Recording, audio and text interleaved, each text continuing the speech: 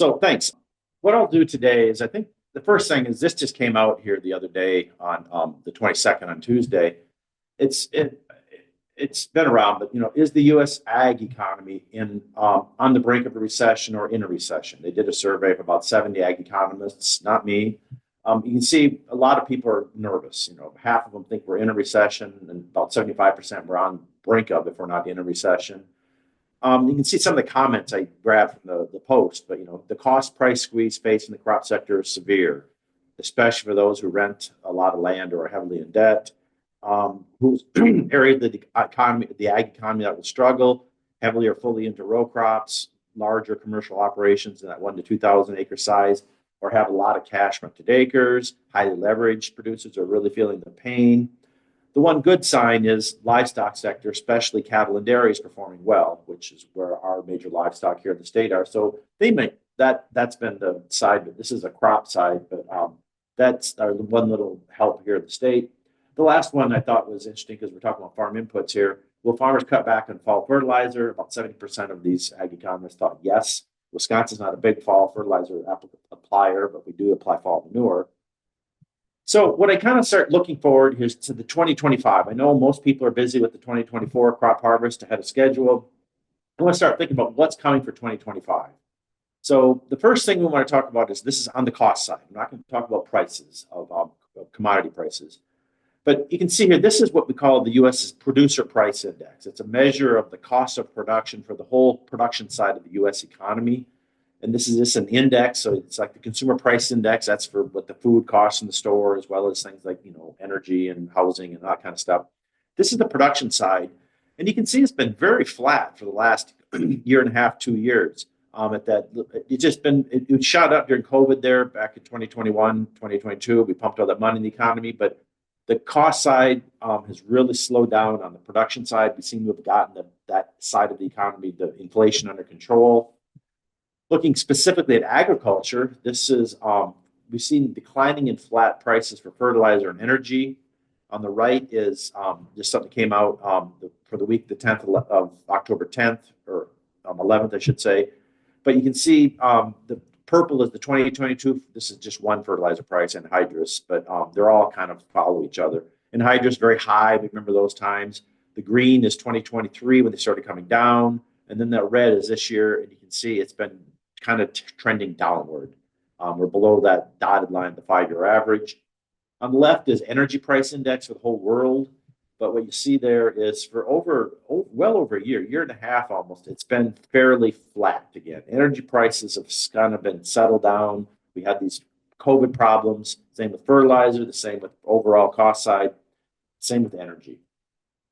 Here's interest rates in the 7th district of the Federal Reserve System. That's the map up there in the top right in the black area. Most includes about the big chunk of Wisconsin, not western Wisconsin.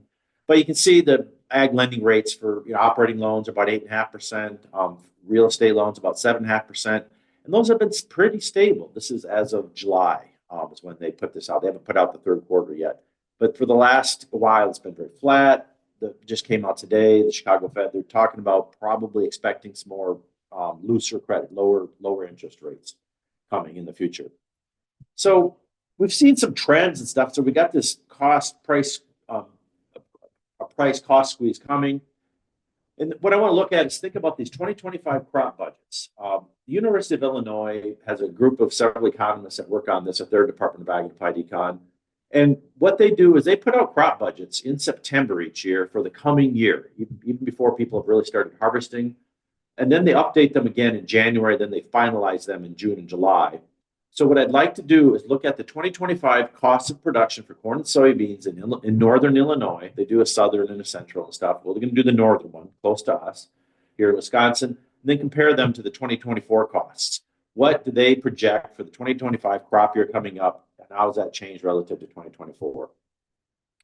So what you have here is this is just the variable inputs part, and they are very broad categories. That's how they do their budgets. The first 3 columns are the numbers for 2024. Well, the first column is the items, fertilizer, pesticides, et cetera. Then the 3 columns of numbers, like 165, 175, 58, that's the cost of fertilizer for corn after soybean, corn after corn, or soybean after corn. And then the final three columns are the same ones. What percentage change are those relative to their estimates they just put out for the 2024 crop year, the finalized versions? So you see fertilizer expenses. Now, this isn't just prices, this is expenses. You can use less fertilizer and bring this down, or the price of fertilizer can drop and bring it down, or a combination of both. So fertilizer down about 8%. Soybean down a bunch more for P and K. Pesticides down about 3% for corn. Seed down a little bit, 2%. Drying costs are down substantially. That's because of energy prices coming down. Storage costs, they're thinking 10% lower for corn. Crop insurance about the same, but overall, variable inputs are down 5-6% is their estimate for corn and soybean farmers in northern Illinois. Look at power or machinery costs. You can see custom hiring down about 7-8% for corn and soybeans. Utilities down. That's mostly going to be energy, and stuff like that. Again, that's why that's down substantially. Repairs and maintenance for machinery down about 5%. Fuel and oil down about 20% for corn. Again, that's a decline in diesel fuel prices. The other ones like pickup trucks and depreciation of machinery, not much change. So you get about a 6% drop for corn, 3% drop for soybean. So we're seeing a decline in power, machinery costs. The last one's what they call overhead, things like labor, buildings, repairs and maintenance, building depreciation, insurance, all these other miscellaneous costs they categorize, and then operating interest or interest on the operating loan.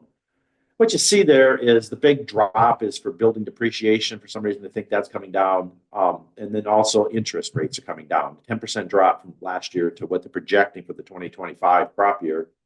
But overall, about a 7% drop in these operating, we'll call them overhead costs, is what they call them. So you put this all together. These are the same numbers again. They're just all those categories. And what we add them all up to get that subtotal line, 748, 763, 465 for the two corn and then the soybean. Down about 5-6%. Land rents for Illinois, they're down a little bit. They're talking a 1% decline. So overall, they're talking over $1,000 for corn, rather a little bit different depending on corn following corn or corn following soybean. And then soybean about 780. This is about a 3-4% reduction over last year's cost of production. So this is their guess for what farmers are going to do for 2025 based off of prices and what they think is going to happen. This is the input prices. What about Wisconsin? Let's talk. We're not interested in northern Illinois, except what does it say? Many of these inputs are going to have exactly the same trends as in Illinois for us. Things like seed and fuel and labor and overhead, et cetera, et cetera. Machinery, the one thing different is ours tend to be a little higher because we have, on average, smaller fields. We don't get those economies of scale. They get this larger equipment they might get they do in Illinois, but the trends are the same. It's some sort of cutting back, reduction in some of these machinery and power costs. Our our rates are always lower than they are in Illinois. This is some numbers I put together in 2022 for just average fertilizer application rates for nitrogen, phosphate, and potash. You can see Illinois with the arrow on there is always among the highest. Wisconsin red, generally among the lowest. And so I think that's our manure effect. We have a lot of dairy manure that's useful. The big one I'm nervous about is pesticides. I don't know enough. You guys might know more. Wisconsin, keep hearing this from Rodrigo Worley and the weed team. Are our herbicide-resistant weeds driving up our costs because we're having to use more and more expensive herbicides to deal with herbicide-resistant weeds? It's not just a price issue; it's also a quantity issue. How much we're using that might be higher than what they're doing. The other one is land rents and land values. I'm going to look at that. This is some data from Wisconsin, and in general, our land values, our land prices have increased faster than regional trends. The most recent data from August. The bottom left in blue there, percent change in dollar value of good farmland. This is from the Federal Reserve in Chicago. I've circled the red numbers that are in red, the Wisconsin numbers. They have +2 and +13. That's a +2% in the second quarter of 2024. From April 1st to July, Wisconsin saw a 2% increase in good farmland values. And the bottom number is a +13% for the whole year, from July 1 of 23 to July 1 of 24. Then you see the other parts of the 7th District, that 2% increase, that 13% increase, the 2%, the part of Iowa there, Eastern Iowa had a 2% increase in that quarter, but the 13 is way ahead of everybody else. That's good farmland.